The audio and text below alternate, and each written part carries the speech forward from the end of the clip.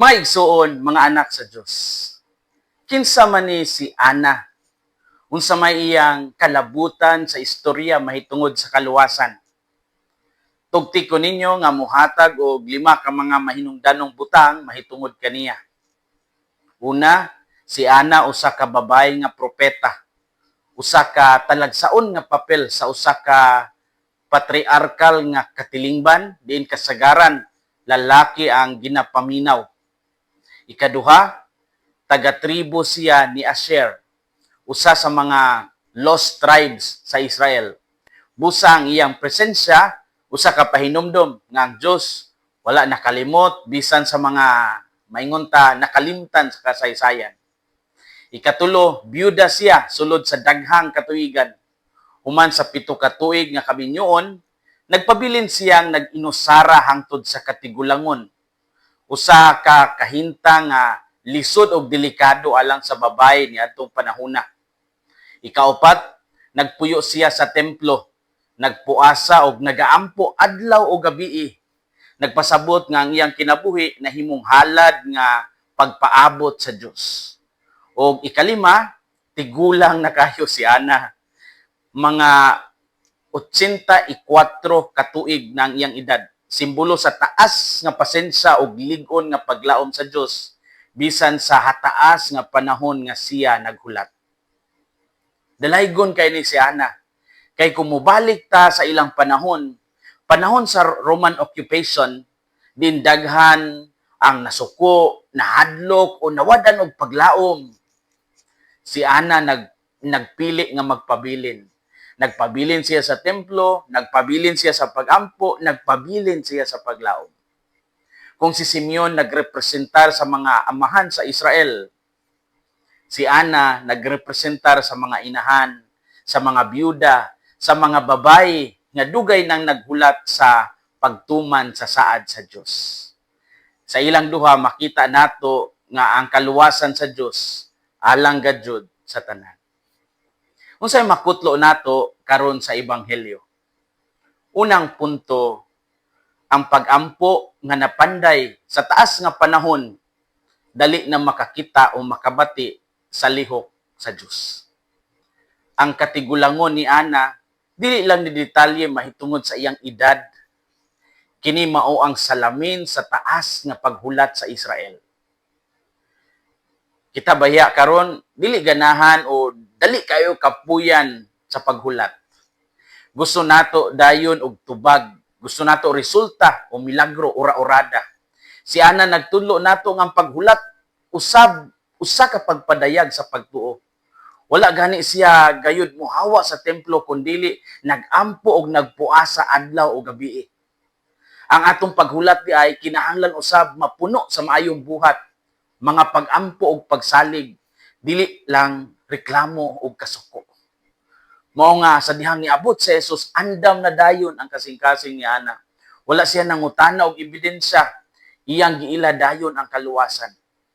Ang dugay nga paghulat naghimo kaniya nga sensitibo sa lihok sa Dios. Ang pagampo nga napanday sa taas nga panahon dali na makakita o makabati sa lihok sa Dios. Ikaduhang punto, ang Ginoo naglihok bisan sa mga kinabuhing wala mailhan sa katilingban.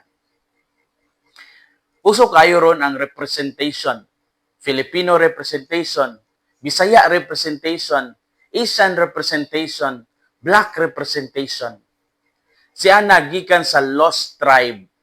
Mao nga siya usa gayud ka babae nga walay opisyal nga tingog sa katilingban.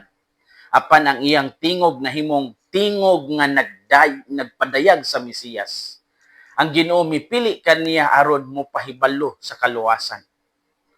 Dili kinahanglan nga adunay titulo aron mahimong saksi.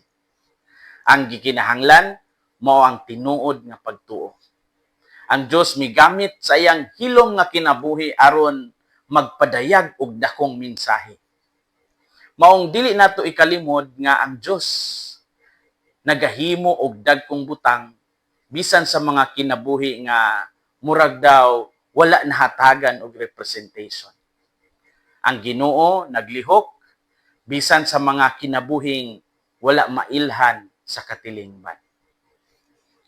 Story time. Talagsaon kayo ning Chinese bamboo. Sa unang 5 ka tuig, wala kay makita nga tubo ani. Apan sa ilalom, nagpalalom og nagpalapad lang di ay ni sa iyang mga gamot.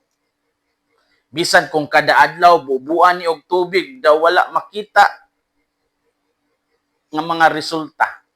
Daw walay nahitabo aning klase sa kawayana. Apan sa tinuod, dako kayo ang nahitabo sa ilalom aning Chinese bamboo. Sa ika-5 ka tuig, ang Chinese bamboo mutubo, musulbong og kalit 80 feet sulod lang sa pipila ka semana. Ang pangutana, nitubo ba ni sulod lang sa pipila ka semana o mitubo kini sulod sa 5 ka tuig? Sama kang ana, ang iyang kinabuhi murag wala makita nga resulta sa dugay nga panahon. Apan sa hustong takna sa Dios, in God's time, mitunga ang bunga sa iyang pagkamakanunayon sa pagampo ug paghulat. Mga igsuon, mga anak sa Dios, atong dawaton ang grasya sa paghulat. Ayaw kahadlo kung murag walay mahitabo sa imong pagampo, sa imong pag-alagad, sa imong pagtuo. Tingali sama ka sa Chinese bamboo, nagpalawom pa sa imong gamot. Atong punon ang atong paghulat sa pagampo ug paghimo og maayong buhat sama kang ana. Ang panahon sa kahilom dili sayang kun kini itugyan sa Dios. Kay sama sa gipamatud-an kanato ni ana, ang Dios matinud-anon sa iyang mga saad. Hinaot nga ang kasing-kasing ni Kristo maghari sa atong mga kasing-kasing. Kini si Father Felmar Castrodes, Fiel SVD, ang inyong magsisibya sa maayong balita. Gikan dinhi sa Radio Veritas Asia, ang kinabuhing Kristiyano, kinabuhi sa pagserbisyo.